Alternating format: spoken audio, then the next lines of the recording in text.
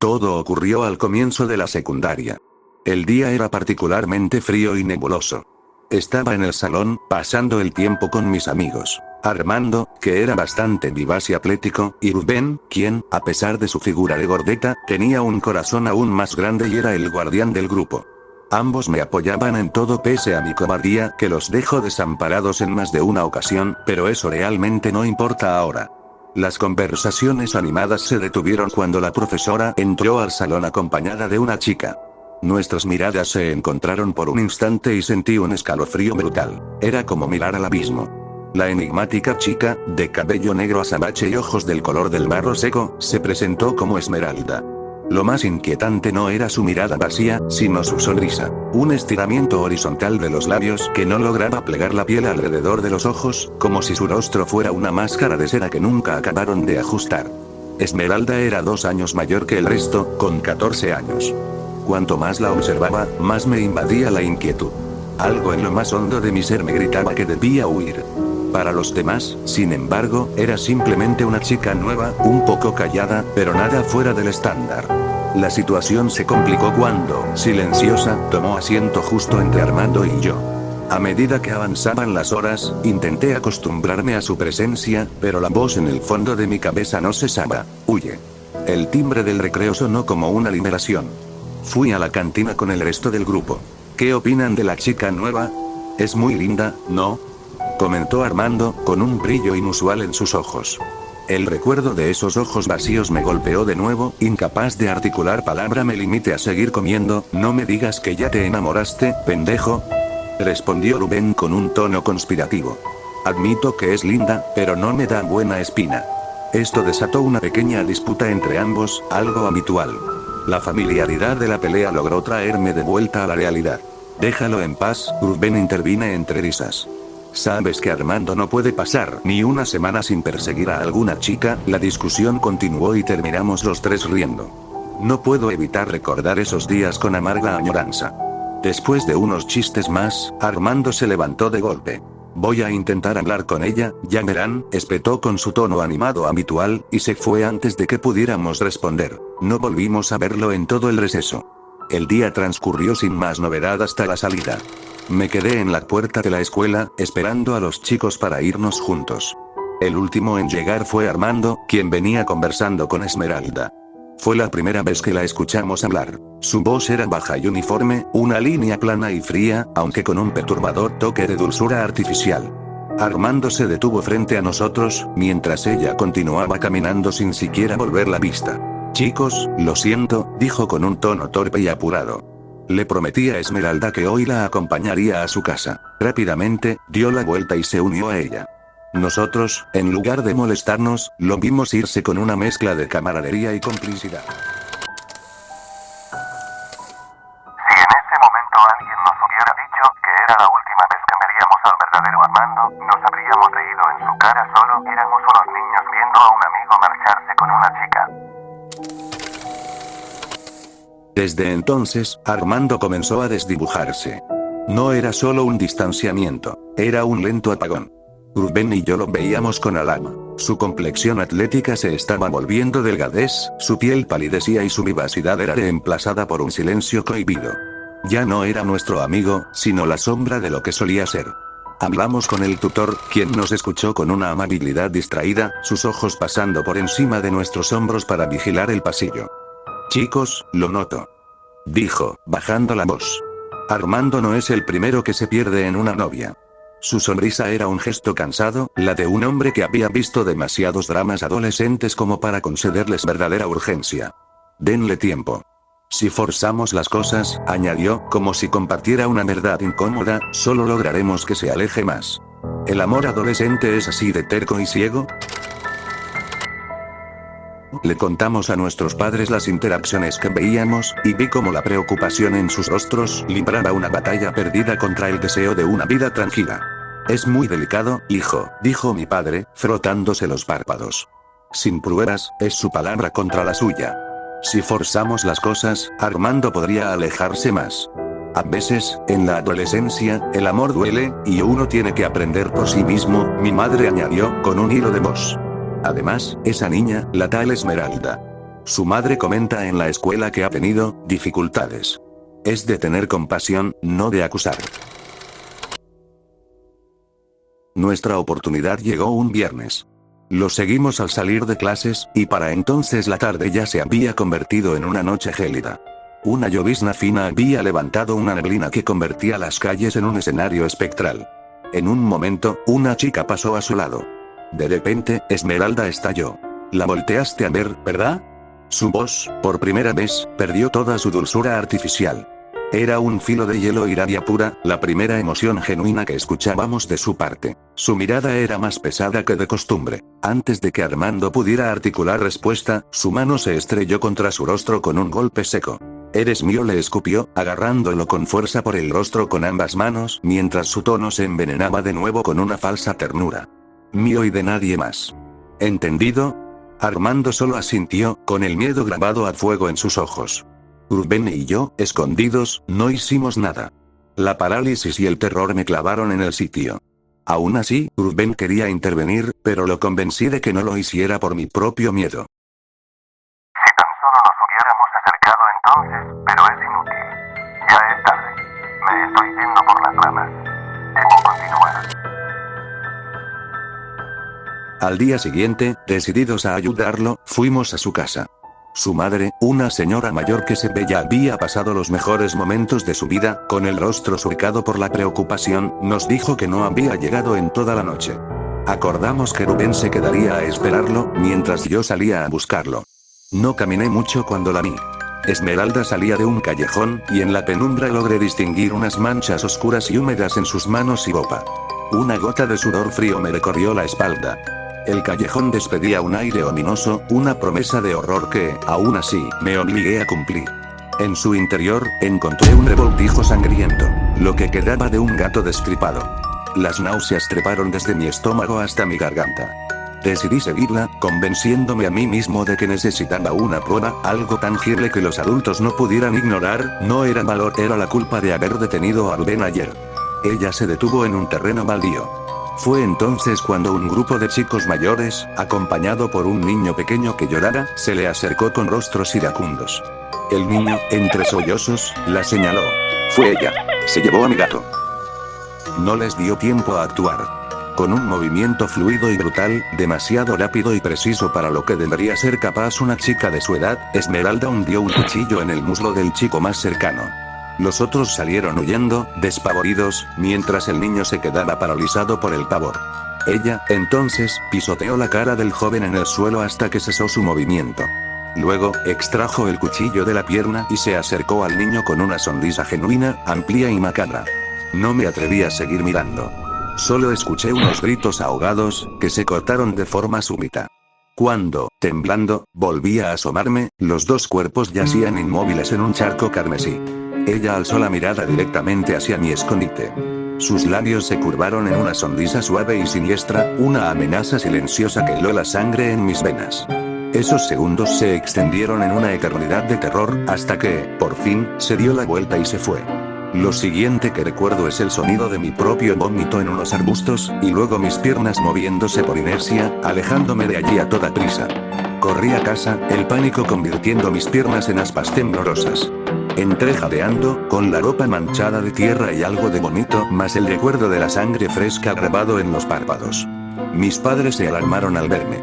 «Dios mío, ¿qué te pasa?», gritó mi madre. Intenté contarlo. Quise vomitar las palabras. El gato, el cuchillo, los gritos ahogados del niño, la sonrisa de Esmeralda. Pero solo salió un torrente entrecortado e incoherente. Un cuchillo, en el baldío, el gato, ella los... Mi madre me abrazó, convencida de que no era para tanto, y me preparó un té calmante. Me mandó a la cama, convencida de que necesitaba descansar. Pero mi padre me miró con una preocupación más profunda. Más tarde, cuando logré calmarme un poco, vino a mi habitación. «Hijo», dijo, con la voz grave por el cansancio y algo más, «lo que contaste, es muy grave. Acusar a alguien de algo así es un paso enorme». Se pasó una mano por el rostro. «Si nos equivocamos, podríamos destruir la vida de esa chica y de su familia sin ningún motivo. ¿Y qué le diríamos entonces a sus padres? Sin una prueba, no es justo». La justicia, cuando se equivoca, es lenta y torpe, y hace un daño irreparable. Sus palabras no eran un rechazo, sino el muro de la razón adulta estrellándose contra mi horror. No pude refutarlas. Solo pude asentir, sintiendo como la última esperanza de que un adulto tomara el control se esfumaba. La autoridad, una vez más, era un muro de algodón contra el que nuestros golpes no hacían más que amortiguarse. Cada vez que recuerdo lo del vacío no puedo evitar pensar, debí llamar a la policía, debí haber hecho algo. Pero en mi mente solo había espacio para una cosa, huir. Salí de casa para buscar a Rubén. El día ya se había vuelto una fría noche de otoño. Nos topamos en el camino. Tenía la nariz encharcada de sangre y un moretón violáceo floreciendo en su mejilla. Él volvió a casa. Traté de hacerlo entrar en razón, de decirle que esa relación lo estaba matando, y el muy idiota me golpeó, espetó con una mezcla de ira y una tristeza profunda. Yo, con la voz aún temblorosa, le relaté lo que había visto. Observé cómo el rostro de Rubén pasaba de la molestia a la incredulidad, y de ahí a un asco y un miedo tan visibles que parecían físicos. Puso una mano firme en mi hombro, un gesto que pretendía calmarme a mí, pero que también sostenía su propio terror. Tenemos que ir por él, declaró, su voz no dejaba lugar a dudas. Se fue en aquella dirección, dijo, guiando el camino. Llegamos a una casa algo deteriorada, pero común. Armando entró por la ventana del patio trasero. Nosotros nos detuvimos para ver a través de una ventana sucia. En la sala, una pareja, los padres de Esmeralda, supusimos discutían a gritos entre un desorden generalizado. Que parecía llevar horas así. Es tu culpa. Rugió el hombre, con la voz rota. Todo ese deja que exprese su ira, todo ese no la disciplines. Mira en lo que se ha convertido. El último psiquiatra dijo inmoralidad marcada, ¿te acuerdas? No es una fase. ¿Y tú? Le escupió la mujer, con lágrimas de rabia. Siempre ausente. ¿Qué sabrás de lo que necesita? El otro psiquiatra dijo que eran manías pasajeras. Eso no son manías. Los conejos, las palomas, por Dios, tuvimos que mudarnos después de lo que le hizo al gato del vecino. La voz del hombre se quebró en un suspiro de impotencia. Se dejó caer en el sofá con una mirada fúnebre. Es un castigo. Sobre la mesa, junto a él, una carpeta abierta, no podíamos ver lo que ésta decía, pero podíamos imaginarlo. Por un instante, el origen de la pesadilla se hizo claro y terrible. Esmeralda, impasible, se deslizó por el lugar como una sombra, ignorando por completo el caos familiar, que con su mera presencia cesó. Ambos padres quedaron en un silencio sepulcral, sin atreverse a mirar a su hija, con el miedo grabado en el rostro, hasta que ella entró en la habitación donde Armando la esperaba. La impotencia nos corroía. El día siguiente lo pasamos planeando cómo abrirle los ojos, sabiendo que estábamos jugando con algo mucho más peligroso de lo que jamás habíamos imaginado. Nuestra desesperación se acentuó más por la intrusión de mi madre, que comentó su intento de hablar con la madre de Esmeralda sin resultados. Solo son una familia algo disfuncional y ella una chica con algunos problemas, intenten no juzgar, ¿sí? Fueron sus palabras antes de irse. Era un lunes lluvioso. El sonido de las gotas golpeando los techos era un martilleo fúnebre. Después del himno, el director tomó el micrófono con un rostro grave. Anunció que un estudiante de tercero había desaparecido y que su hermano menor había sido atacado brutalmente. El niño sufría de fuertes daños en la cabeza, además de un pulmón perforado, y luchaba por su vida. Pidió a cualquiera con información que se presentara. Mi boca se secó. Quería gritar la verdad, pero en ese momento sentí la densa y gélida mirada de Esmeralda clavándose en mi nuca. Era como estar en la boca del lobo. Sentí como mis piernas se convertían en gelatina y una leve náusea amenazaba con devorar mi conciencia. Ella se convirtió en la sombra de Armando, una guardiana venenosa que nos negaba cualquier acercamiento. El miedo nos paralizaba, y yo cargaba con el peso de mi cobardía, sabiendo que era el principal obstáculo para salvar a nuestro amigo. El día transcurrió sin avances. Tras las clases, intentamos seguirlos de nuevo, pero fue en vano. Tomaron un taxi y se esfumaron en el tráfico. Regresamos a casa devastados. Al día siguiente, Armando no asistió al colegio. Un nudo de horror se apretó en nuestros estómagos durante toda la jornada. La mirada de Esmeralda era diferente, más afilada, burlona, impregnada de un regodeo sádico que parecía alimentarse de nuestro sufrimiento. Entre clases, el tutor nos llamó. Nos dijo que, tras nuestro testimonio, no pudo dejar de pensar en eso. El cambio de Armando fue muy abrupto. La mamá de Armando ya es una señora mayor, no hay mucho que pueda hacer sola sin su esposo. Intenté llamar a servicios de ayuda pero no fue fructífero. Lo siento, chicos. La impotencia solo me sumió a mí en un pozo de desesperación y miedo, mientras que Rubén estaba decidido, harto de esta situación. Durante el receso, con un valor que a mí me faltaba por completo, se armó de coraje y se acercó a ella. Su tono era frágil, delatando cada gramo del miedo que estaba luchando por silenciar. Hola, Esmeralda. Mira, sé que Armando ha estado pasando mucho tiempo contigo y griega. No pudo terminar. Ella lo interrumpió, y sus palabras, pronunciadas con una dulzura venenosa y una sonrisa sádica que no llegaba a sus ojos muertos, nos helaron la sangre. ¿Lo extrañan? Preguntó, como si jugara. No se molesten en buscarlo. No lo encontrarán. O tal vez sí, quién sabe. Lo que queda de él, ella se retiró con un paso tranquilo, dejándonos sumidos en una angustia que nos carcomía por dentro. Aún así, nos armamos de valor e hicimos el reporte policial, que fue recibido con la previsible indiferencia. El oficial tomó nota con la mano enguantada por la rutina, su pluma recorriendo el formulario sin prisa. Ya veo, murmuraba entre pregunta y pregunta. ¿Y estaban tomados? ¿Drogados? Cuando le aseguramos que no, soltó un suspiro casi imperceptible. Miren, sin pruebas físicas, sin que la otra parte presente cargos, esto es su palabra contra la suya. Les recomiendo enfocarse en sus estudios. Éramos dos niños asustados contra la maquinaria imperturbable del protocolo. Desconfiando de la policía, decidimos buscar a Armando nosotros mismos y teníamos la excusa perfecta, justo era el 31 de octubre. Saldríamos a pedir dulces. Nos separamos para cubrir más terreno. Rubén se dirigió a la casa de Esmeralda, mientras yo iba hacia la de Armando. Creo que él tuvo peor suerte que yo, corté camino por el parque, y allí la vi. Una figura familiar sentada en un banco, inconfundible. El vestido negro, el pelo lacio como una cortina de tinta. Esmeralda, logré articular, quitándome la máscara de Michael Myers. Mi voz sonó frágil, devorada por la oscuridad. ¿Dónde está Armando? Espeté, armándome de un falso valor que se desvanecía bajo su mirada vacía. Ella giró la cabeza lentamente. Sus ojos no reflejaban la luz de la farola, eran pozos negros y vacíos. Armando estaba agotado, dijo.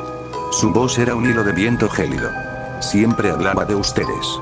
Se preguntaba si estaban bien. Era un peso que ya no podía cargar. Una sonrisa casi tierna se dibujó en sus labios. Le di la paz que anhelaba. ¿Qué le hiciste? Pregunté, sintiendo como el miedo me trepaba por la espalda como una araña. Esmeralda se levantó. Su movimiento era fluido, antinatural. Una sonrisa se dibujó en sus labios, una curva fina y afilada. Extendió una mano, y por primera vez vi que lo que había tomado por sombras en su vestido eran manchas húmedas y oscuras.